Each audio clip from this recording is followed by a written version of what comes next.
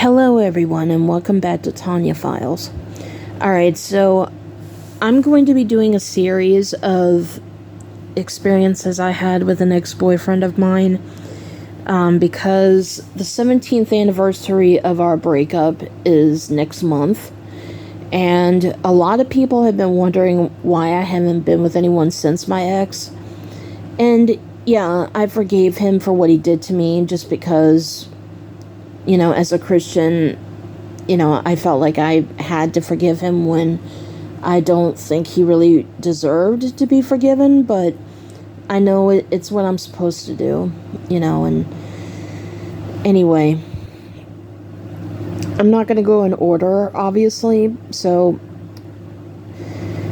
this first example took place in May 2008. My boyfriend graduated from school and we were going to be going to college together, and I was so excited. But I was upset with him because I was not allowed to attend his graduation ceremony.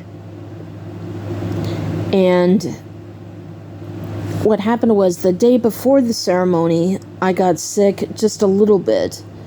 I don't remember what happened. It might have been allergies or something. That's really the only thing I can think of right now. And it wasn't even really a lot anyway, so I don't know why he was making such a big deal about it. But what he said was that his grandmother was going to be at the ceremony, and she can very easily get sick, and it could even end up to being fatal. So I could understand that, I was still upset, obviously, because I wasn't sick. But he kept telling me not to show up, and he was like, do you really want that guilt on you for possibly making my grandma sick? I mean, like I said, he knew how to manipulate me. And I really need to make sure that I don't allow men to ever think that they can control me ever again. But anyway, I didn't go to the ceremony. But as the ceremony was taking place, and I was at home just, doing chores, whatever, I was thinking in my head, is his grandma going to be there at the ceremony? Because why do I have a bad feeling she's not going to be there? So a couple of hours later, after the ceremony, my boyfriend called, and I said, so did your grandma have a good time at the ceremony? And he was like, and this is what he said, he was like, she wasn't there. And I was like, so let me get this straight. You tell me that you don't want me to be there because your grandma's going to be there, and you were so afraid of me getting her sick when I'm not sick. So I don't go, and now I'm just now finding out that she wasn't even there.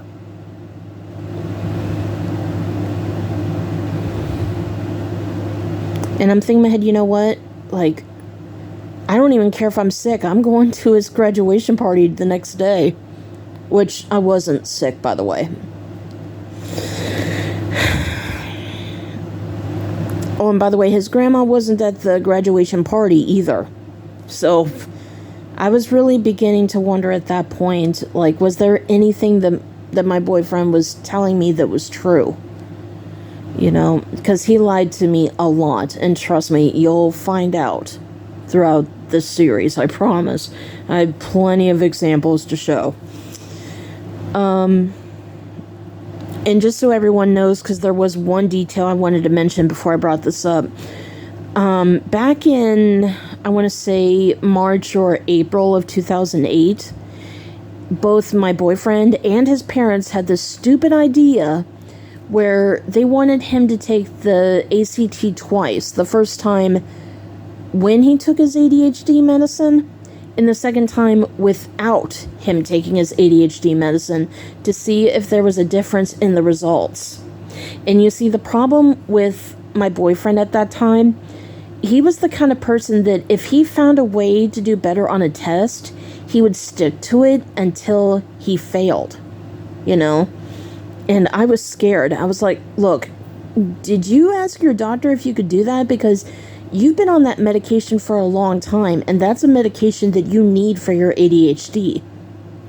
And he was like, no, I did not ask my doctor if I could stop taking it, and I'm not going to ask them. I'm going to stop taking the medicine to see if there's a difference, and maybe there's a chance I don't need it anyway. And I'm like, oh, this is going to be bad. Because he told me that if he was not on his medication, he would be a completely different person, to the point that you couldn't even recognize him. And, I mean, like I said, that first example that I just gave, that's only the tip of the iceberg.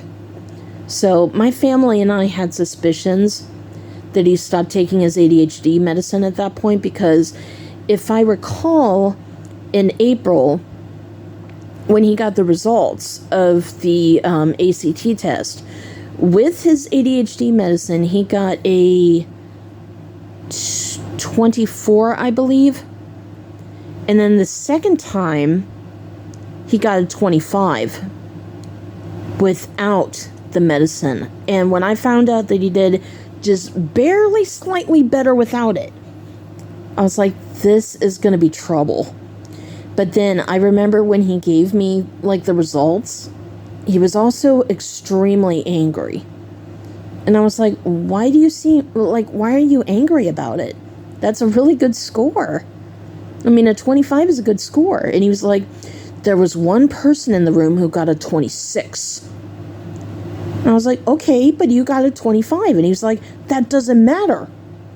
That person did better than I did. And I was like, John, I mean, that doesn't mean that they're better than you. They just did slightly better. It was only better by 1 point.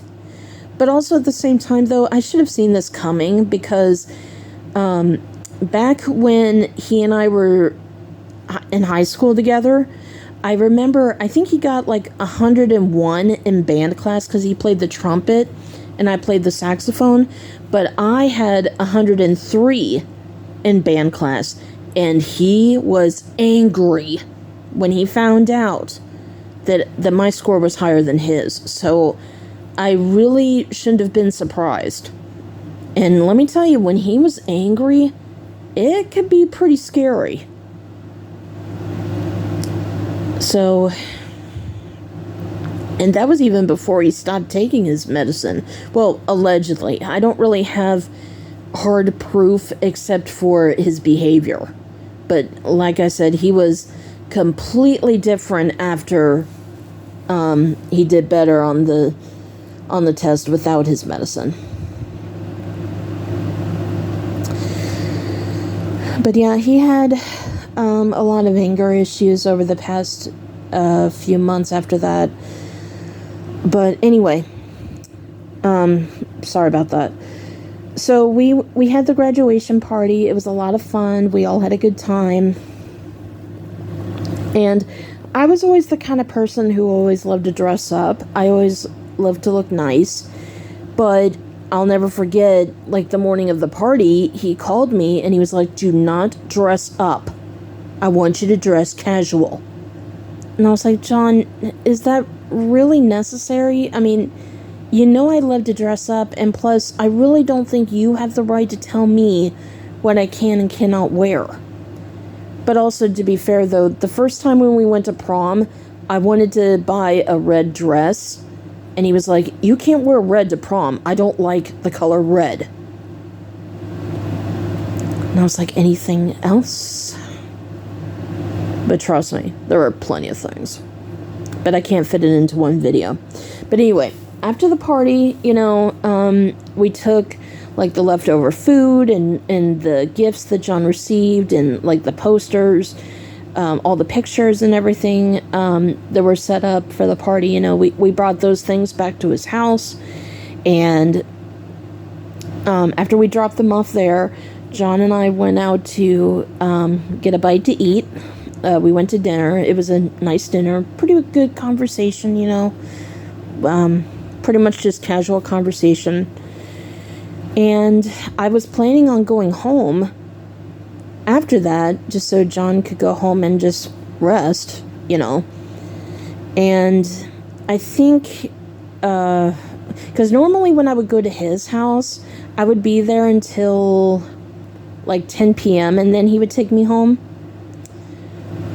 And I think on that day, I don't remember the exact time, obviously, but I want to say by the time we were done with dinner, it was probably like maybe 6 p.m. or something like that.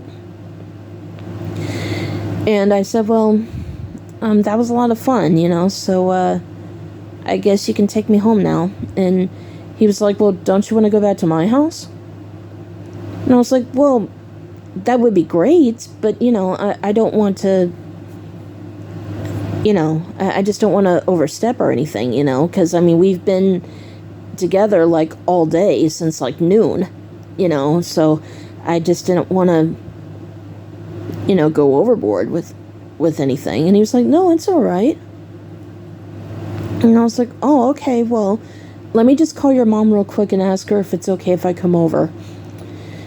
And he was like, you don't have to call my mom and ask her. And I was like, well, I just think that it's common courtesy that I call your mom and ask her if I can come over. He was like, Tanya, when you come over to my house, it's not like when I go over to your house where you have to have permission for everything and then you have to ask if everything is okay that you do. It's not like that in my house. My parents even told me that you could come over anytime you want. So put your phone away. I'm going to take you to my house. And I was like, John, I understand that things are different in your house, obviously, but I still think it would be polite if I asked your mom if I can come over. And he's like, put your phone away.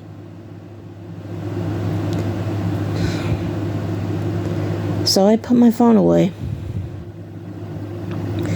And as we were, like seconds away from his house, I was like, John, I really think I should ask your mom if it's okay. And he was like, don't take out your phone.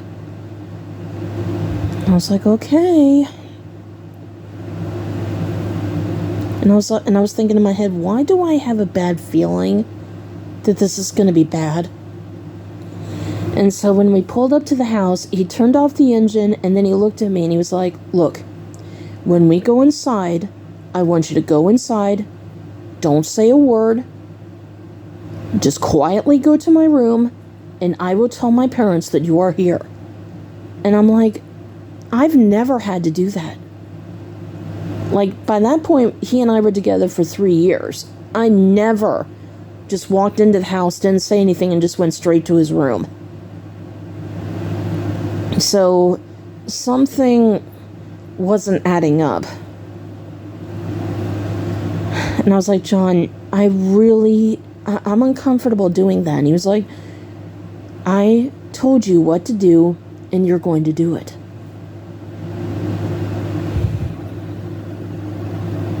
Like I said, he wasn't like this before he stopped taking his medication, so that's why I had very strong suspicions that he stopped taking it, along with some other things, but,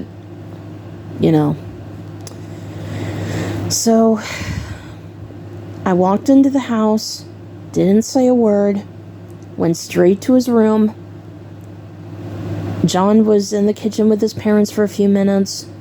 Then he walked into his room, and we were just talking for a while. And, I want to say maybe about an hour later, John left the room, and I just thought, you know what? I think I just need to say something to his parents. So I just walked out of his room, and I noticed that his parents were in the kitchen, and they were watching the TV that was in the kitchen, and I said, what are you guys watching? His father looked up at me from the kitchen table, and he was like, Tanya, have you been here this entire time? And I was like, yes, sir. Why? And he was like,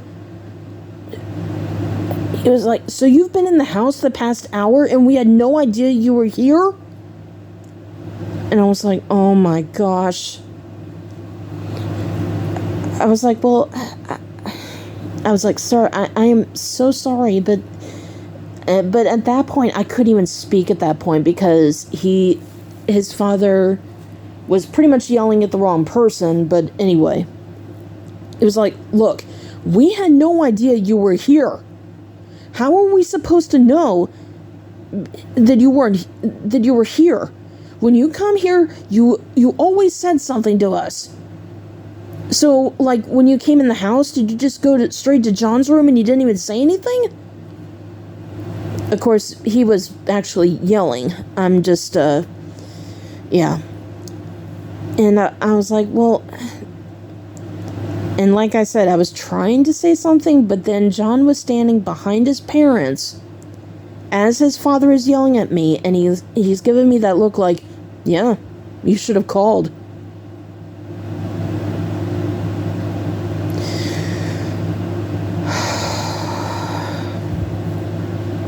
And then his father said, look, we don't have a problem with you coming over. You can come over anytime you want.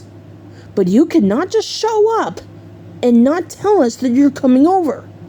You have to check in with us. And I was like, I'm sorry, Mr. Wade. I'm really, really sorry. And that's how I sounded. Like right there. Like I was really becoming nervous, and because I don't handle anger very well. And I think after like maybe apologizing like 3 times, even though technically I wasn't the one who owed his father the apology, I mean, I wanted to tell him that I was the one who actually wanted to call, but John was the one who told me not to call. But here's the problem though. His father, let's just say I don't think he would have believed me, even though that's how it happened.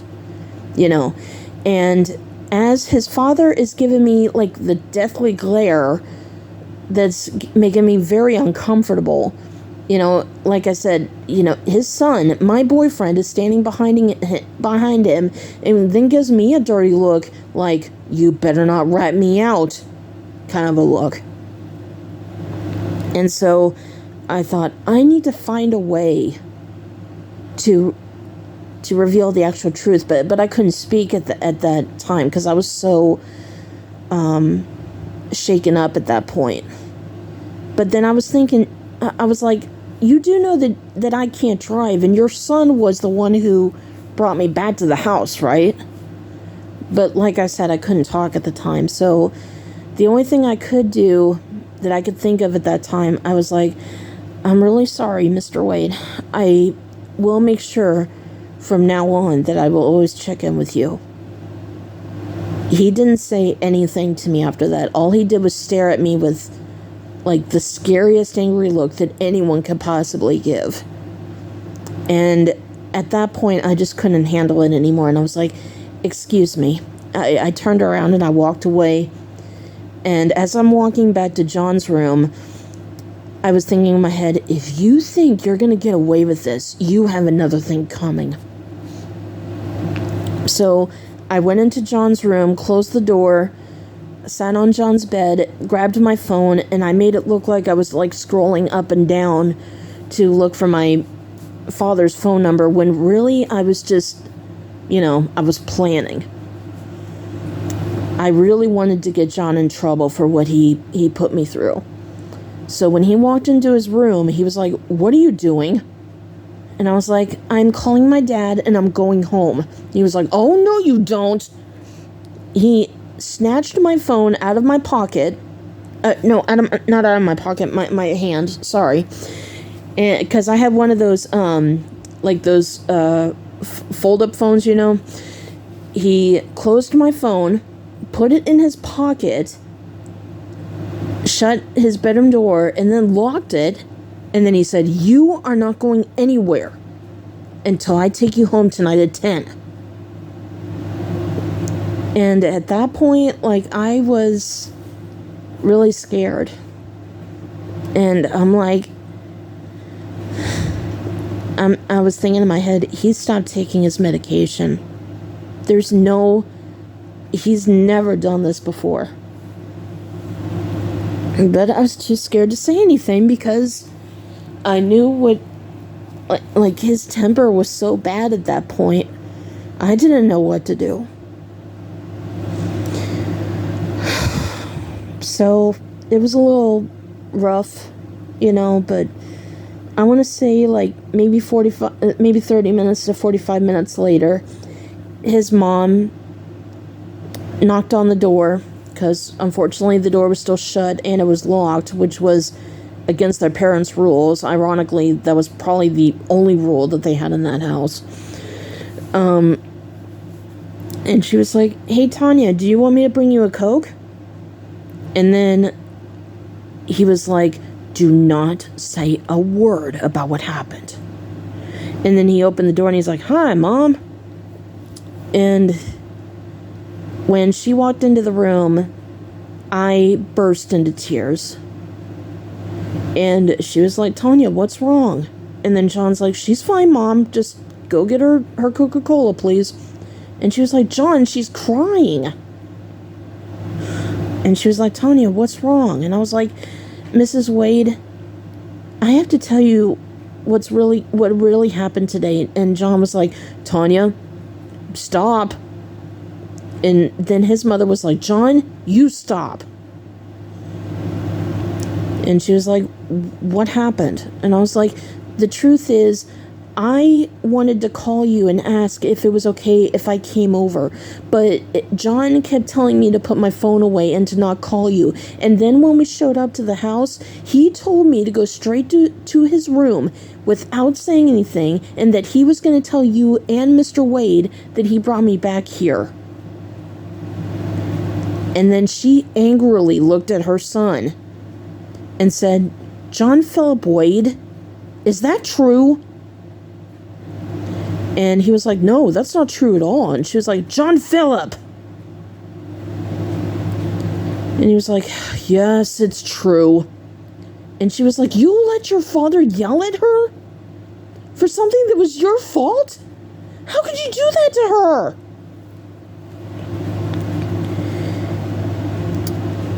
And then I said, "Mrs. Wade, could you also tell John to give me my phone back?" And then John's jaw dropped. He knew he was in serious trouble now. And she was like, "What does she mean by give her phone back?" And I was like, when I came back to his room, I took out my phone to call my father because I wanted to go home after that happened. And he snatched my phone out of my hand and put it in his pocket, closed the door, and locked the door, and said, "You are not leaving until I take you home at 10. And then she really looked mad at John, and she was like, "I need to have a private conversation with you in the hallway right now." And then as he's walking out of the door, he was like, "Thanks, Tanya." And then she spanked him so hard. He was like, "Mom, that hurt." And she was like, "Good."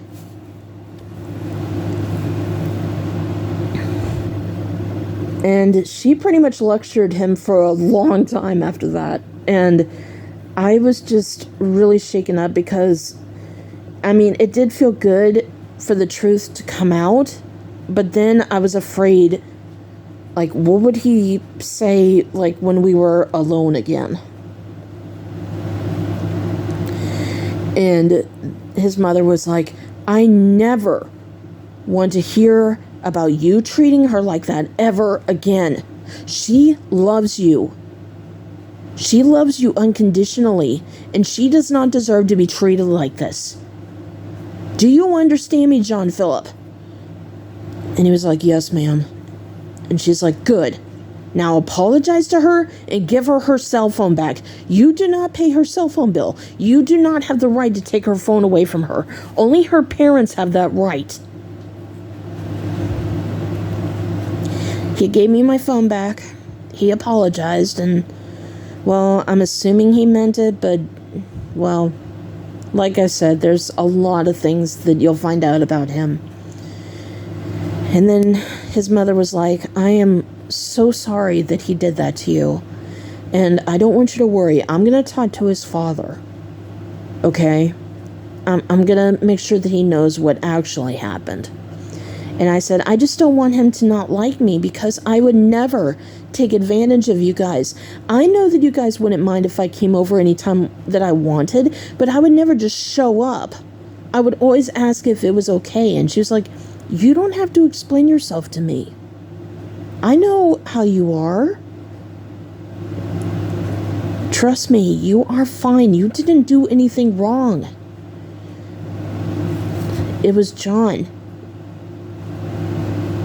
who was in the wrong. And then she said, do you want me to take you home? And I was like, no, John can take me home in a couple of hours. I just don't want him to be mad at me. And she was like, well, if he is, let me know. And for now, I'm going to go talk to his father.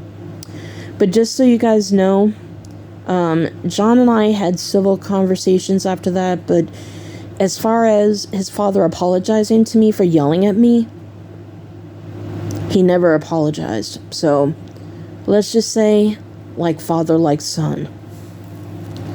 So I'm pretty sure this episode was very traumatizing. But like I said, this is only the beginning. So let me know what you guys think about this, and I will see you soon with the next video.